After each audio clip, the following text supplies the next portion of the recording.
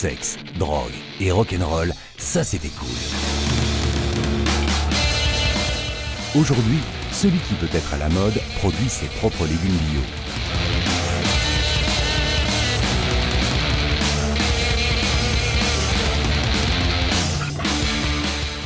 Juste une mode, ou y a-t-il quand même autre chose là derrière? Nous sommes allés voir ce qu'il en était dans une ferme urbaine de Bruxelles.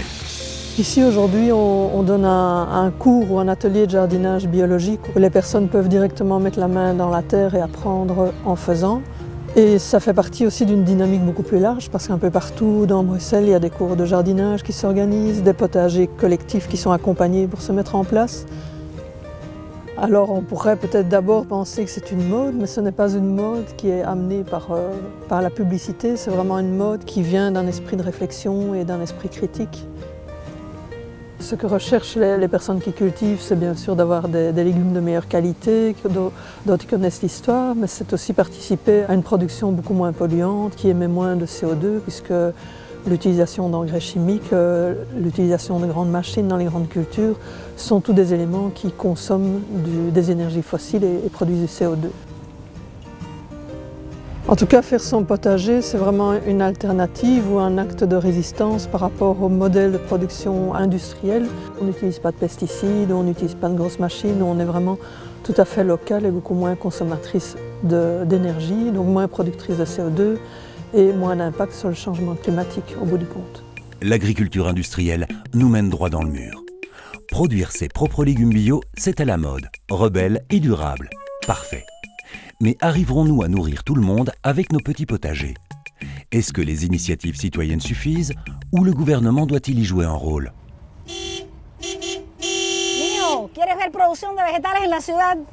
Vamos conmigo. Cuba subit depuis des années un embargo économique de la part des États-Unis. Après la chute de l'Union soviétique, Cuba s'est retrouvé dans une situation de pénurie de nourriture. Les Cubains ont dû absolument cultiver leur propre nourriture, et ce sans l'accès au pétrole, aux engrais et aux pesticides. Es donde surge el movimiento de agricultura urbana en Cuba. Todos los espacios de la ciudad se empezaron a ocupar para producir hortalizas con bases orgánicas. Te tildaban de loco. Producir vegetales, ¿cómo? No puede ser. En la ciudad, aquí, no. La necesidad nos hizo cambiar de manera muy rápida. Sabemos que el hombre la mentalidad no la cambia fácil, pero la actitud fue la que tuvo que cambiar. Si no producíamos, no comíamos alimentos. Afin de nourrir la population, partout dans les villes des potagers bio, appelés organoponicos, ont été mis sur pied. Le gouvernement a engagé une armée de scientifiques pour développer des techniques de culture biologique.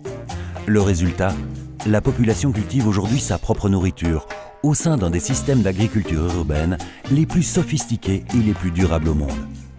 Norma travaille au Vivero Alamar, un des plus grands organoponicos de la Havane. Elle nous présente Touro, un des 170 collègues de la coopérative. Aquí el objetivo fundamental es la producción de hortalizas para satisfacer las necesidades de aquí de la comunidad. En el lugar donde estamos, esto antes era un basurero. Realmente esto surgió como una necesidad y eso, nosotros hoy prácticamente casi estamos un poco agradecidos por esa parte del derrumbe del campo socialista, el bloqueo americano, toda esa cosa nos ayudó para que nosotros llegáramos a tener una agricultura orgánica sana. Aujourd'hui, à Cuba, 70% des légumes sont issus de l'agriculture urbaine biologique.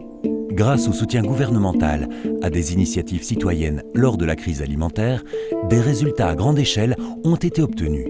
Lorsque c'est nécessaire, on y arrive toujours, et même avec des conséquences positives.